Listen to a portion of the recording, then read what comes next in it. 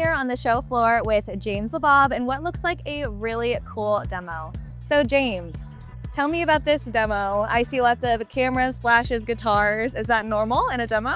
Where we're taking AI and blending it with automation to do some anomaly inspection on the guitars for vision systems, or showcase how Cisco on the industrial IoT business unit are enabling these AI applications. Wow. And the things that we're doing to prepare the industrial networks. All right, what you're gonna see is 5 flashes. Okay. All right, and the flashes are when the cameras are actually taking their individual images. And then these images are being sent through our network to a virtualized PLC. Okay. And then when they get over there, they're going through the AI inferencing and it's looking for scratches and dents on the actual guitar.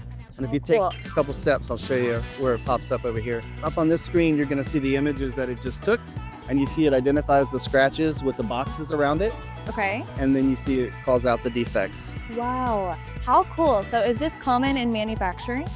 Visual machine inspection has been around for many, many years. Okay. But again, the trend now is they're able to use some of the AI inferencing to actually do a lot more than a specific quadrant or a pixel counting and those types of things. Okay. Now we can actually write scripts that say things like, hey, find this on that. We've created these new industrial switches down here, which are going to increase the bandwidth. They're going to give us high wattage PoE that power the cameras as well. And then when we're doing the control aspect of it, having the software separated from the hardware on the PLC, it also creates more of that bandwidth. But a PLC is very important to have deterministic latency, which just means we need information that has to leave from the PLC and get to a certain location on time every time. So we're able to do that with something called frame preemption, which is a new feature we've added to our new line of switches. Does that kind of new technology come with any challenges?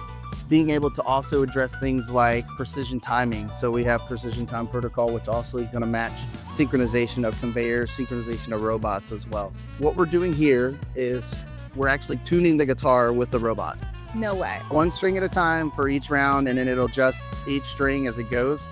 It has RFID tags on the pallets, so it knows which guitar is always there and which string was tuned the last time. Because what we're trying to simulate is a manufacturing cell where we would have a robot or something maybe doing assembly or moving something from here to there and those types of things. This is our Splunk dashboard. Okay. This is basically like the place where you can see all the different things that are happening within the actual manufacturing cell itself or the machine. Wow. So on one side, we cover all the production information. Okay. So you'll see the guitar tuning, the anomaly inspection.